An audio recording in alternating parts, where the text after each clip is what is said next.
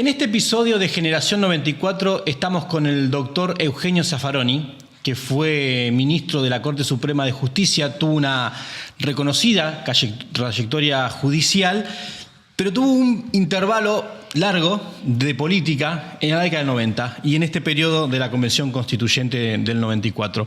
Así que hoy vamos a conversar con el doctor Zaffaroni sobre esos años en la Convención Constituyente. Gracias, doctor, por recibirnos. No, al contrario, un gusto.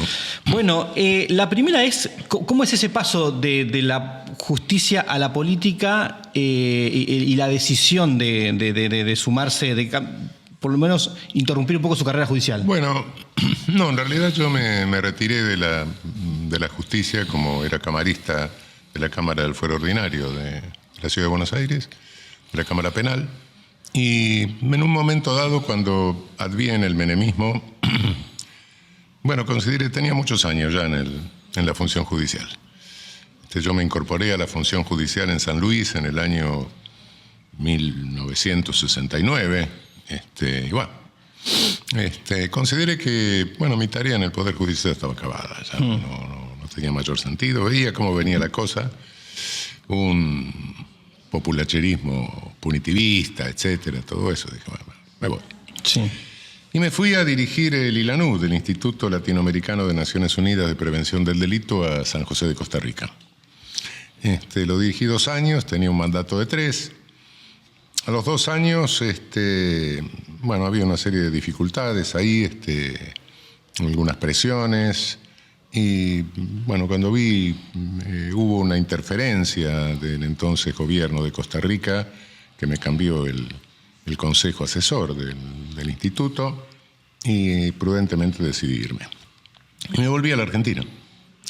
Me volví a la Argentina a ejercer la profesión, y de pronto me ofrecen, bueno, ya veía lo que estaba pasando con el menemismo en la Argentina, etc. Y de pronto me ofrecen ser candidato a diputado constituyente en el 94. ¿Quién se lo ofreció? Yo me fui en el 90, estuve en 91, 92 en Costa Rica, 93 volví, y en el 93 más o menos me empiezan a tentar de eso, y bueno, y lo acepté. ¿Quién lo tienta? ¿Quién lo llama? Bueno, Chacho Álvarez, en fin, el grupo que después era el Frente Grande. El Frente Grande. Sí. Pero sus conversaciones eran, ¿usted tenía una cotidianidad con ellos o lo vinieron a buscar especialmente, le tocaron el timbre en la casa o era parte de un grupo político en el que surge la idea? No formaba parte de un grupo político. Mi militancia política fue acá en el barrio, en Flores, hace muchísimos años, cuando era adolescente. En aquel momento era el frondicismo, qué sé yo. Bueno, claro. Después el frondizo hizo las cosas que hizo y bueno, ya me aparté de la política. Me di cuenta de que, bueno, el movimiento nacional era el peronismo, pero bueno, nunca milité. Lo votaba, pero no tenía militancia. Y bueno, me tentaron en eso y dije, bueno, vamos a ver, es interesante. Yo no soy constitucionalista, soy penalista fundamentalmente, pero bueno, una reforma constitucional siempre es algo interesante. Claro, Nosotros, naturalmente, bueno, cuestionábamos la reforma y el Pacto de Olivos porque nos dábamos cuenta de que eso era un acuerdo para una reelección de Menem, sí. no fundamentalmente, ¿no? Pero, bueno, básicamente decidimos participar, no abstenernos. Hay Elisa Carrió, que debuta en política en ese año, ella cuando hace su discurso... Yo creo que nacimos juntitos ahí ¿no? en Santa Fe. Sí, los dos. Sí. Pero ella, cuando hace su discurso contra el núcleo de coincidencias básicas, siendo radical, elogia su discurso en contra del Pacto de Olivos, ¿no? Sí.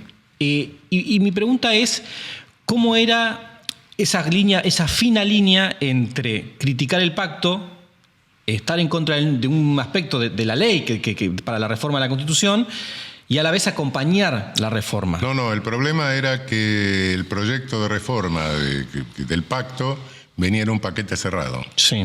¿Había que votar el paquete cerrado o no? Entonces la discusión nuestra era decir, no, ¿por qué un paquete cerrado? Nosotros, una convención constituyente soberana, y si bien, por cierto, sí está limitada por la ley que la convoca, pero una cosa es la limitación de la ley, otra cosa es que nos quieran hacer votar todo o nada, ¿no? Esa era la discusión, ¿no? Entonces, lo que dijimos, bueno, miren, la constituyente es soberana. divídanse los temas, y bueno, hay temas en que estamos de acuerdo, pero hay otros que no. Claro. Para usted, qué le significó a usted ser convencional constituyente? En su carrera política, Bueno, en su carrera fue judicial. mi primera experiencia política. Ahí me di cuenta que, bueno, también la política es una suerte de corporación. A uno lo llega un tipo nuevo, lo empiezan a tantear un poco. No fundamentalmente en lo ideológico, porque bueno, más o menos uno se define, sino creo que hay algo que es importantísimo en política, que es saber si uno tiene códigos. ¿Cómo es eso? Y la política es un arte de negociación. Y para negociar con otro puedo estar negociando con Satanás, pero tengo que saber que tiene códigos, que lo que acordemos se va a cumplir. Sí. Y bueno, si no se puede hacer política. Qué sé yo, no puedo hacer política con un psicópata que al rato va a hacer cualquier cosa. Claro, que no cumple su palabra. Claro. Entonces sí, me empecé a dar cuenta de eso, que me tanteaban un poco en ese sentido.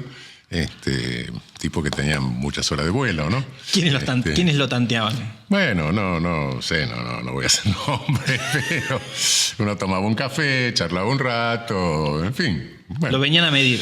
Usted sentía que lo estaban midiendo. No, es un ser humano, no es un tipo que muerde, que claro. sé yo, y tiene códigos, sí. Y bueno, es una forma de irlo incorporando. Claro, bueno. Está bien, no sabemos dónde está cada uno, pero bueno. Convivía entre dos corporaciones. ¿Qué edad tenía más o menos en esos años? Hace 30 años. 54 años. 54 años. Ahora soy un fenómeno biológico. Claro. Pero en esos años ya tenía entonces la experiencia de la corporación judicial. Sí. Y empezaba a conocer la corporación política. Sí. ¿Qué le gustó más? ¿Qué diferencias hay entre...? La corporación política la considero más sincera. En la medida en que se respetan códigos, cada uno sabe dónde está. Se disputa poder, sí, es cierto, pero es poder en serio. En lo judicial a veces se disputa el vacío, y en lo universitario no le cuento. En lo universitario son roces de cola de pavo real a veces, una universititis que es un desastre, uno no sabe lo que está haciendo, se gastan energía como si en un fulbito de mesa, sí. Como si estuviera jugando en el Mundial de Fútbol. Y en lo judicial un poco menos, pero también son... Pero el poder real está en la política. El poder real está en la política, sí. Sin dudas. Sí. Eugenio, y después también fue estatuyente de la ciudad, ¿no? En el 96 fue estatuyente. Bueno, ahí naturalmente en el 94 nosotros éramos una minoría testimonial, sí. Un 10% de la convención. La elección del 94 de la Ciudad de Buenos Aires a nosotros nos sorprendió, porque, bueno, nosotros habíamos empezado a hacer una cosa más o menos testimonial, pensábamos tener una minoría y de repente ganamos la elección. Me acuerdo ese día, una cosa, en fin, qué sé yo, salimos al balcón del molino y mirábamos, decíamos, ¿qué nos pasó? ¿No? Claro, se estaban redescubriendo. Claro, pero bueno, en la constituyente del 96 de la ciudad, teníamos casi la mitad de 29 de los 60 integrantes de la convención, y ahí fui presidente de la comisión de redacción, sí. Que no nos salió tan mal la constitución de la ciudad. Eso la pregunta siguiente tenía que ver con eso, ¿no? ¿Cuál es la diferencia entre reformar una constitución y crear una nueva? Lo de la ciudad fue el chiche qué sé yo, arquitecturar toda un Estado. Claro. Yo no sé. Bueno, se creaba de ser un Estado. Bueno, no sé, la constituyente del 94, como dije, cuando se cerraba, dejó una cantidad de hilos sueltos problemáticos que después nos han causado una serie de problemas institucionales. Entre otros, bueno... Ahora voy a los hilos sueltos. Y piense, qué sé yo, cómo se integra el Consejo de la Magistratura. Crean un organismo y no se dice cómo se integra. Equilibradamente con representantes de... ¿Qué es equilibradamente? Sepa Dios. No se sabe si el Ministerio Público, los ministerios públicos, los jefes de los ministerios públicos son vitalicios o no se dice. Toda una serie de problemas. Y la naturaleza de la autonomía de la Ciudad de Buenos Aires es otro piolín suelto que hasta hoy no sabemos qué es. ¿Qué es una provincia? Para mí es una provincia con sus facultades, con su autonomía limitada por ser sede del gobierno federal. Pero hay otros que tienen otras opiniones y otros que dicen es sui generis, qué sé yo. Bueno, sui generis soy yo también, no se sabe qué es. Entonces eso sí nos creó un problema que es institucionalmente. Bueno, algo que no sea una provincia no tiene 3 senadores, no sé, es muy raro lo que... Pero cuando fueron a hacer la estatuyente, cuando fueron a hacer la constitución de la ciudad, ¿se veían como una provincia más? Sí. Tratamos de pensarlo a tal punto que en la constitución de la ciudad el jefe del Ejecutivo puede llamarse jefe de gobierno o gobernador. Hasta hoy nadie usó el título de gobernador. Gobernador de la Ciudad de Buenos Aires. Gobernador de la Ciudad de Buenos Aires, pero la Constitución se lo autoriza, ¿no? Y bueno, hicimos creo que una constitución que salió bastante buena, ¿no? Como en el concierto de constituciones. O sea que estás más contento con el trabajo de la constituyente de la ciudad que con el de la nación. Sí. ¿Hizo amigos en la constituyente nacional, la del 94, que los conoció ahí y después los mantuvo? Sí.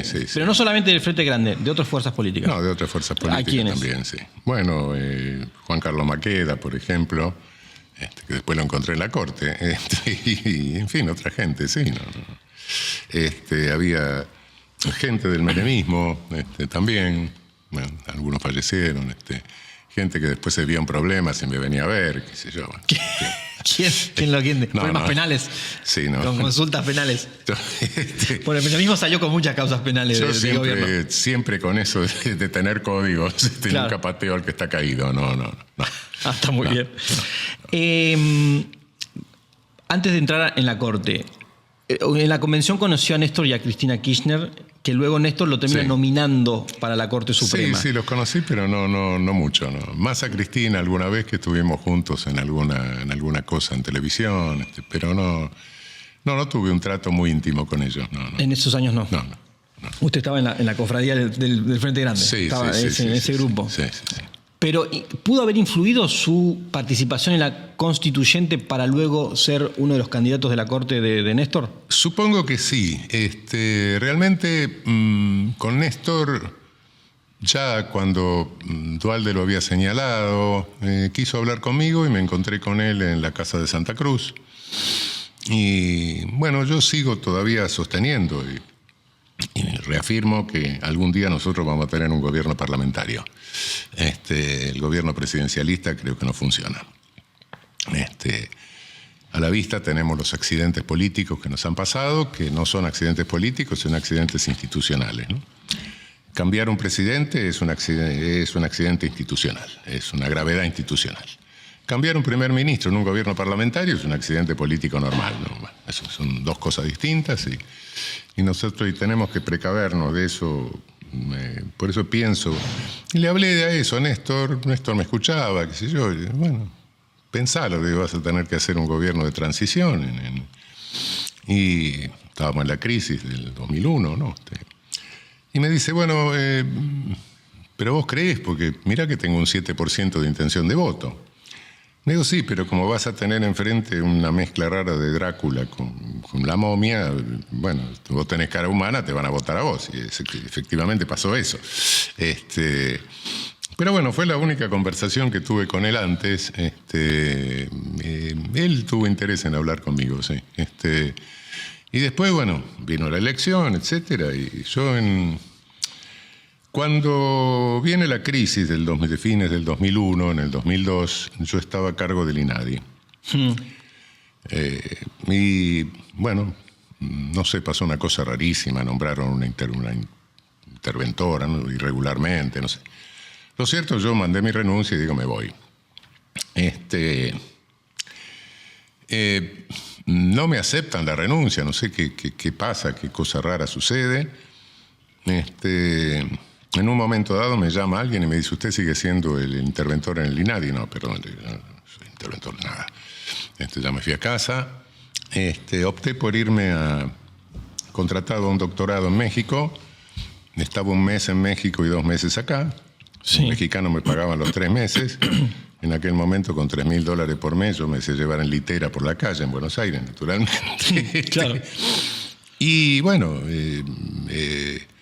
me llamó quien era el dirigente de la los dos dirigentes me llamaron para decir, no queremos que vos vuelvas, el de los árabes, el de los judíos. Yo digo, no, bien, no, yo no vuelvo, qué sé yo.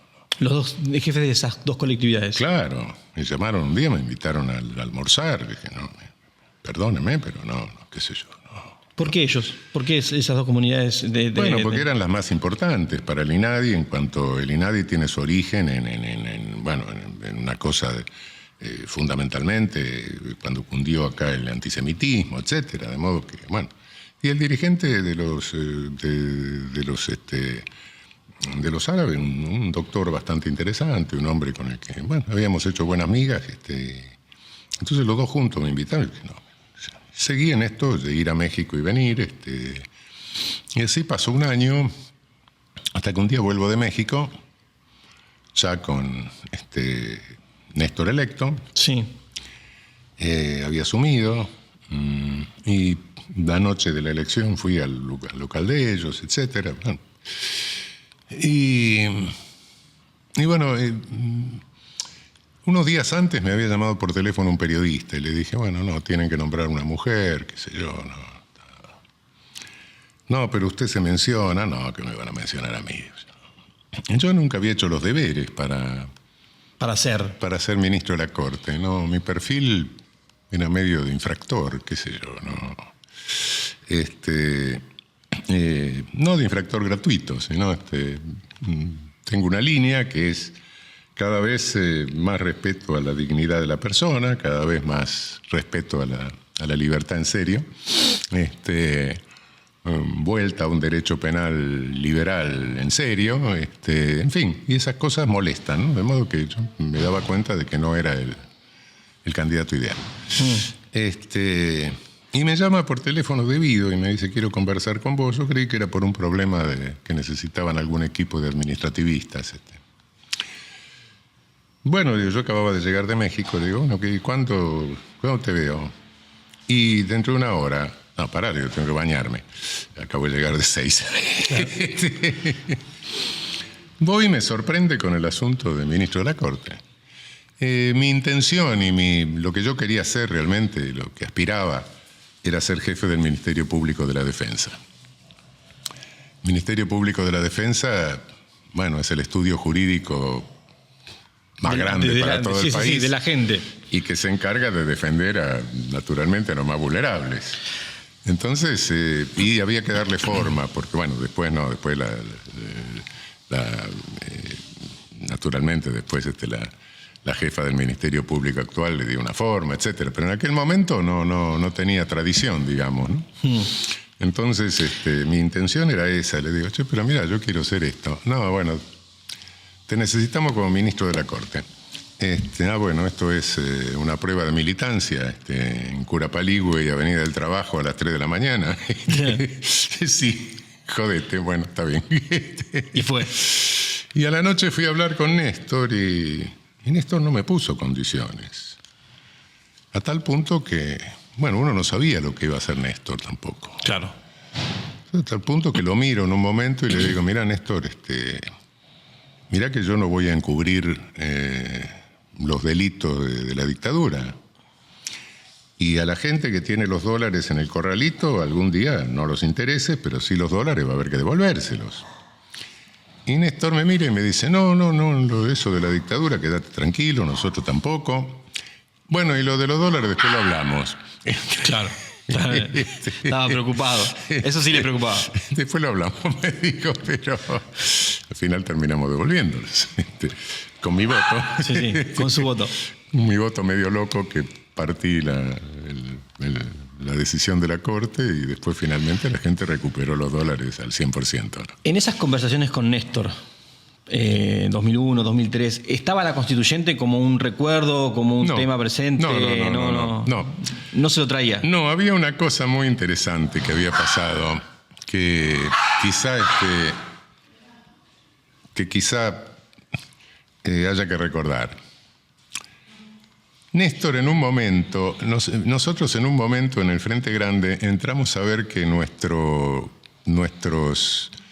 militantes de nuestra organización, del Frente Grande de Santa Cruz, empezaba a hacer declaraciones menemistas. ¿Qué pasó? Entonces yo tenía que ir a un congreso a Ushuaia, y entonces mandan a Nilda Garré desde Buenos Aires, y yo desde Ushuaia hago escala en Río Gallegos, para intervenir el Frente Grande de Santa Cruz. ¿Qué había pasado? Néstor como en Río Gallegos, como en todos los pueblos, hay un café donde la gente se junta. Claro. Y había una mesa donde se sentaba Néstor con su gabinete. Y había otra mesa donde se sentaban los muchachos nuestros. ¿Qué hizo Néstor? Le dio un contrato a cada uno. Mira, sabían. Una total diablura política, claro. Por supuesto. Ahí está la muestra del poder, de que en la política se juega poder en serio. Claro, bueno, una diablura política. Bueno. Entonces yo hice unas declaraciones diciendo, no, la reelección indefinida, esto es la república, la implosión de la Constitución de Weimar, qué sé yo. Le dijo una cantidad de cosas. Pero él sabía por qué era, sí, claro. No era. De modo que sí, la relación que habíamos tenido había sido esa, ¿no? Había sido, sí, claro, yo le había dicho una cantidad de cosas, pero bueno, él sabía por qué era y yo también, no. Había un problema con el Procurador General de Santa Cruz, bueno, que después se resolvió en la Corte en un momento, de que este es un problema político, no tenemos nosotros posibilidad de resolverlo. Después ya en la Sosa, Corte. ¿no? ¿Era? Sí. Sí.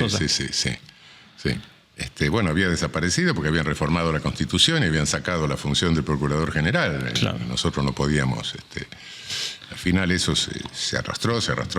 En un momento dado dije, esto solo lo puede resolver el Congreso, si quieren intervenga la provincia, pero nosotros no podemos hacer nada. Como Corte no se puede hacer nada. Tampoco nosotros fuimos los que decidimos que había que reponer al procurador. Eso fue la Corte menemista, la Corte anterior. Yo nunca hubiese firmado una cosa para lo cual sabía que el tribunal no tenía imperium para llevarlo a la práctica. ¿Pero qué va a hacer? ¿Va a instalar una mesa con un cartel procurador y le va a ordenar al jefe del regimiento que lo siente ahí? No, es imposible. No. Pero bueno, ese era el conflicto, ¿no? Usted decía que cuando le proponen ser ministro de la Corte, en verdad en ese momento su anhelo era ser procurador del jefe del Ministerio Público de la Defensa. Exacto, sí. De los defensores generales. Sí. Esto es una institución que en la Convención Constituyente se le da autonomía. Exactamente, se crean dos ministerios públicos, un Ministerio Público Fiscal y un Ministerio Público de la Defensa. Sí. ¿Eso para usted fue un buen punto de la Constituyente? Sí. ¿Qué otros buenos puntos tuvo esta Constituyente? Bueno, el otro buen punto que tuvo, que también es motivo de una anécdota que generalmente se pasa por alto, pero que está en el diario de sesiones, es la incorporación de los tratados de derechos humanos. Sí. Con jerarquía constitucional. Esta incorporación, bueno, había una serie de dudas, los radicales a veces preguntaban qué eran los tratados, no sé, unas cosas medio raras. Y lo cierto que en la sesión en que se va a decidir eso, hay un diputado que era un periodista de Rosario, de la bancada mayoritaria, de la bancada peronista, que en un momento dado empieza a decir, bueno, nuestros primos que tenemos hoy, que está bien, son nuestros asociados, pero son los que pararon el avión en que venía el general Perón y que lo mandaron de vuelta. Y Alfonsín, que era un gallego calentón, se calienta, se para, quiere agarrarlo a trompadas, se despelote, se arma un tumulto. Naturalmente había una lista de oradores, que eso iba a seguir hasta las 3 de la mañana, más o menos. Yo había hablado, pero había otra gente, una lista infinita de oradores. Y se arma un tumulto tremendo, pero eran como las 5 de la tarde, los presidentes de bloque no estaban. Chacho creo que estaba tomando un café, el presidente de bloque que nos quedaba a nosotros era el vicepresidente, Carlos Aullero. Y en un momento dado veo que hay una reunión en medio del pasillo. Presidía Pierri. ¿Llaman un cuarto intermedio? No hubo cuarto intermedio, fue un despelote total, nos paramos todos, un tumulto. Sí. Y hay una cosa así y veo que baja Pierri y se mete en el medio de esa reunión que había en el pasillo. Nos sentamos todos y le pregunto a Ullero: Carlos, ¿qué pasó? Se va a pasar a votar y listo. Bueno, hacé la moción de orden. No hubo moción de orden. Pierri se sienta en la presidencia y se cierra el debate, se va a pasar a votar. Los que estén por la afirmativa, sírvanse levantar la mano, se vota mano alzada. Y nos levantamos todos y votamos así. Sí. Nos volvimos a sentar. Y entonces Antonio Cafiero, que era un tipo muy racional, dice: mire, presidente, está bien, ya está aprobado, pero para que no haya dudas en el día de mañana, le ruego que repitamos la votación con la llave. Y se repitió la votación con la llave y por mayoría quedó. Y nos paramos y nos fuimos. Y se terminó. Así se introdujeron los tratados de derechos humanos. Los tratados de derechos humanos en la Constituyente. Esto está en el diario de sesiones, nadie se acuerda. En realidad Pierri fue el héroe de la introducción de los derechos humanos, porque lo que estaba pasando, que no lo sé exactamente, habría que preguntarlo. Alguien instrumentó a este hombre para que genere ese escándalo, esa discusión, ese escándalo, y se interrumpiera la Constituyente en ese momento, ¿no? Que se cayera la Constituyente completa. Que se cayera completa, o que por lo menos se cayera la sesión en que íbamos a introducir los tratados de derechos humanos. Se habla que fue, una maniobra en la cual tenía cierta intención el ministro de Economía, no sé, no tengo idea. Pero bueno, todo eso son chismes. Sí. La realidad es que es lo que pasó, lo que está en el diario. En el diario de sesiones. ¿A qué intereses respondía eso? No se lo puedo decir. No. ¿Cómo impactó en su trabajo el haber sido constituyente?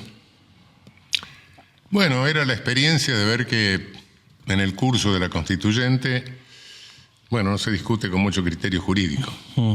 Se discute con criterio político. Y después quedan los problemas y hay que tratar de resolverlos de la manera más racional posible. ¿Y le tocó forzar la interpretación de la Constitución en algunos casos en donde la Constitución no había dejado claridad? No se fuerza. El problema es que uno lo rellena como puede. Y así, como le digo, lo de la autonomía de la Ciudad de Buenos Aires, es una opinión la mía, pero dada la indefinición que hay en el texto constitucional, hay otra que puede ser tan válida como la mía, ¿no? Rosati, en esta misma conversación, él decía que, por ejemplo, en el caso del Consejo de la Magistratura o en algunos otros artículos de la Constitución... Fíjese todos los consejos de la magistratura que tuvimos y todas las leyes de Consejo de Magistratura, una inconstitucionalidad retardía acerca de la composición del Consejo. Él decía que no se estableció la cantidad de miembros que debía tener el Consejo de la Magistratura porque el consenso llegaba hasta ahí, en el momento de la discusión. Sí, menos mal que no hicieron lo mismo con el Senado y la Cámara de Diputados, ¿no? Dijeron, y representantes. ¿Qué sé yo? ¿Cómo lo ve usted eso? Que el hecho de que el consenso no haya permitido aportar más claridad. No, yo no creo que el consenso... No me parece que haya sido eso, sino que esas cosas se aprobaron a las apuradas. Se había obtenido ya la listo. Lo demás iba pasando y no se fijaba mucho en detalles. Una vez que se consiguió la el resto salía como salía. Y así salió lo del reconocimiento de la existencia de los grupos originarios, de los pueblos originarios, etcétera. Todo eso fue saliendo así, incluso los ministerios públicos. Hubo poco cuidado en algunas de esas cosas. Los que estaban trabajando fundamentalmente desde el menemismo eran naturalmente Corach y Barra, ¿no? Y creo que esos piolines sueltos, cuando yo lo observé al final decir que en la sesión de cierre, en los minutos que hablé en la sesión de cierre, que quedaban esos piolines sueltos, Alfonsín no tuvo más remedio que decir, pobre, es el constitucionalismo argentino, qué sé yo. En realidad, yo no sé si porque en esa mesa de negociaciones no estuve, ¿no?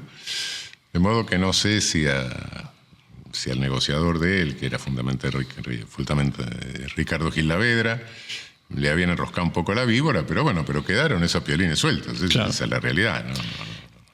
Usted ha dicho que hay que reformar, la Constitución necesita ser reformada, necesita ser actualizada. Yo creo que necesitaríamos en algún momento repensar todo. Y ¿Todo desde cero? Insisto, desde la forma de gobierno. Sí, yo insisto y soy partidario de un gobierno parlamentario. Como Alfonsín, como quería Alfonsín. Sí. Donde no haya ministro coordinador, sino un primer ministro. No, un primer ministro, un jefe de gobierno. Distinguir el jefe de Estado del jefe de gobierno. Pero Argentina tiene posibilidades de... Mire, posibilidades no sé, pero tenemos menos neuronas que los europeos, creo que no. Bueno, entonces usémosla, ese es el asunto, ¿no? Y la experiencia política nuestra es una experiencia que hemos tenido una serie de accidentes institucionales graves. Quedarnos sin presidente, sin vicepresidente, qué sé yo. Bueno, esas cosas son muy graves.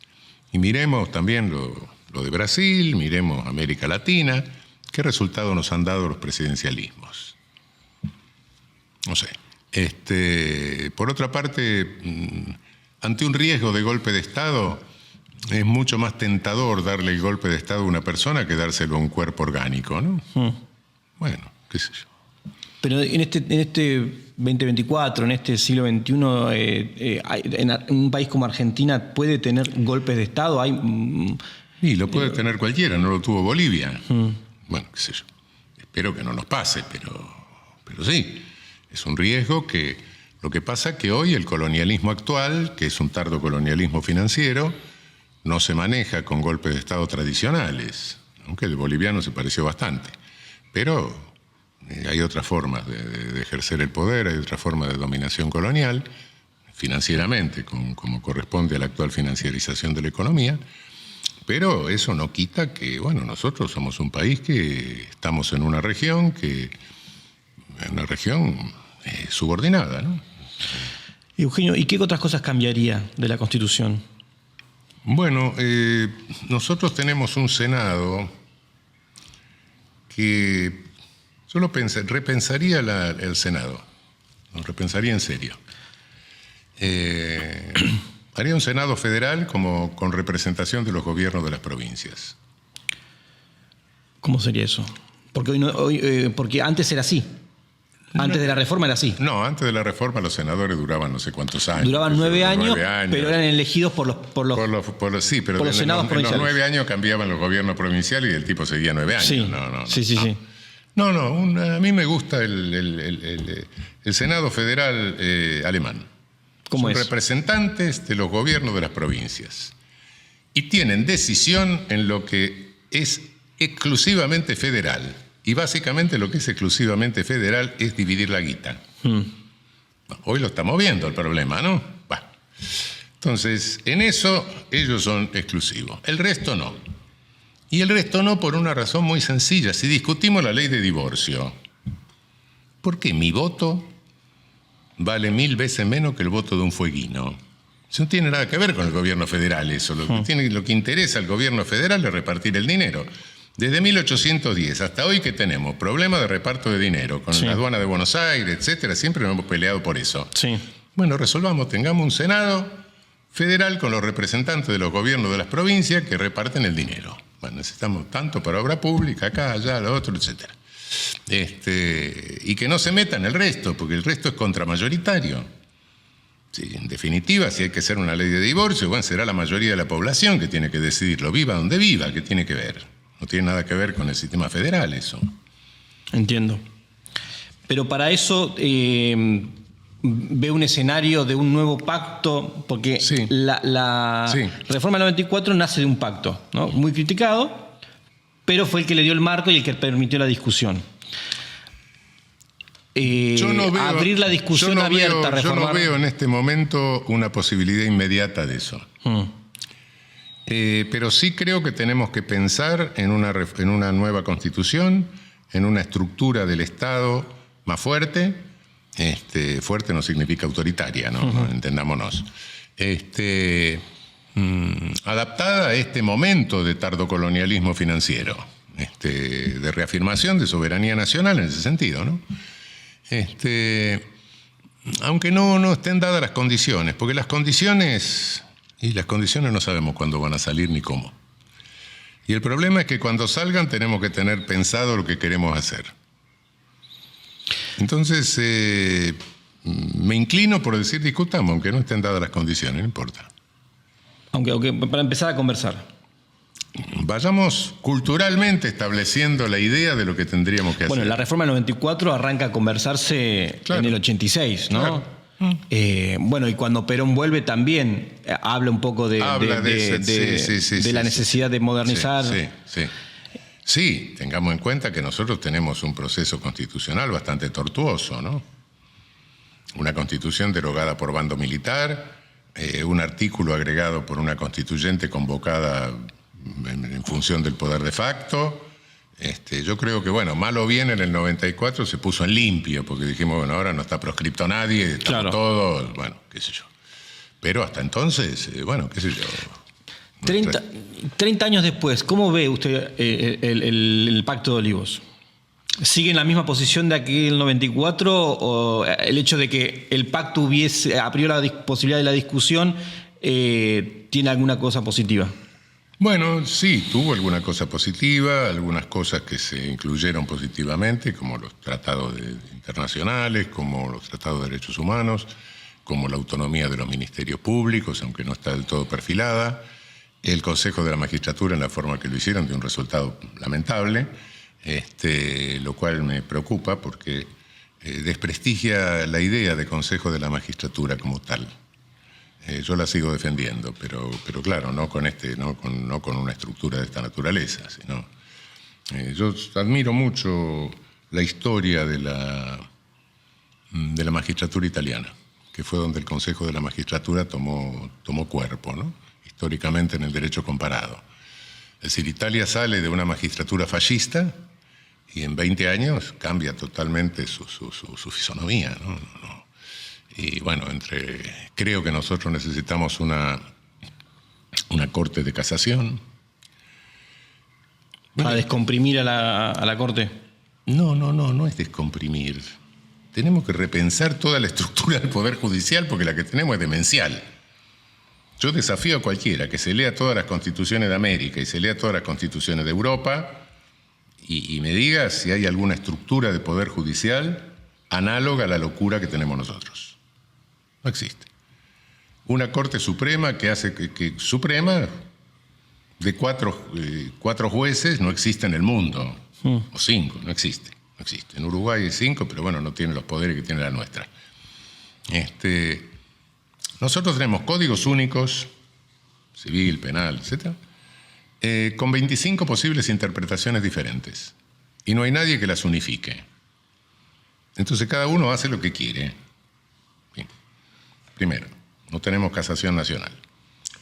Segundo, ¿para qué sirve nuestra acción de inconstitucionalidad? Para que se declare la inconstitucionalidad de una ley, no se aplique al caso, después de 5 años que el sujeto siguió hasta llegar ahí, y la jurisprudencia constitucional de nuestra Corte, a diferencia de la de Estados Unidos, no es obligatoria. De modo que la ley sigue vigente, cada cual sigue haciendo lo que quiere, cada juez sigue haciendo... Bueno, ¿qué seguridad jurídica tenemos? Básicamente. Y segundo, bueno, eso ya en el plano del derecho comparado. Necesitamos una casación que unifique los criterios jurisprudenciales. Me dicen, bueno, pero puede salirte una sala fascista. Bueno, le voy a discutir. Pero ahora no sé con qué me va a salir. Un día sale fascista, otro día me sale liberal. Claro. No sé a qué tenerme. Necesitamos un control de constitucionalidad en serio, una corte constitucional. Miremos las cortes constitucionales europeas. ¿Por qué no podemos tener una corte de esa naturaleza? Con nominación cruzada, que resuelva los... ¿Quién resuelve los conflictos de poderes en la Argentina? La Constitución Nacional no lo dice. Sí, alguien tiene que resolverlo, porque si no es la guerra civil. Claro. Yo creo que tendría que ser la Asamblea Legislativa. Pero en mi opinión, la Constitución no lo dice. No lo dice. Bueno, no, esas cosas tienen que corregirse, naturalmente. Pero no veo ya la política en ese No la veo hoy, ni la vi nunca. Ese es el problema. Ni siquiera en esa convención del 94. Ni siquiera en la convención del 94, ni posteriormente.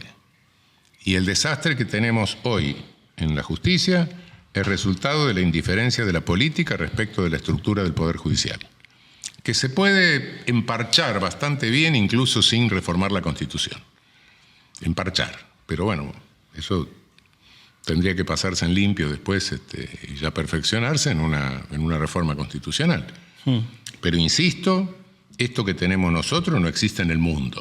Es cierto que muchas constituciones son el deber ser que no son. Sí, sí. Pero por lo menos en el plano del deber ser no hay constitución que tenga una estructura del Poder Judicial como la nuestra, en que no sepamos a qué criterio jurisprudencial va a tener el juez, cómo va a interpretar, en que bueno, una ley es declarada inconstitucional y bueno, cada cual sigue haciendo lo que quiere. Sí, sí. Doctor, para ir cerrando... Una Corte Suprema que tiene 20.000 firmas por año. Inabarcable.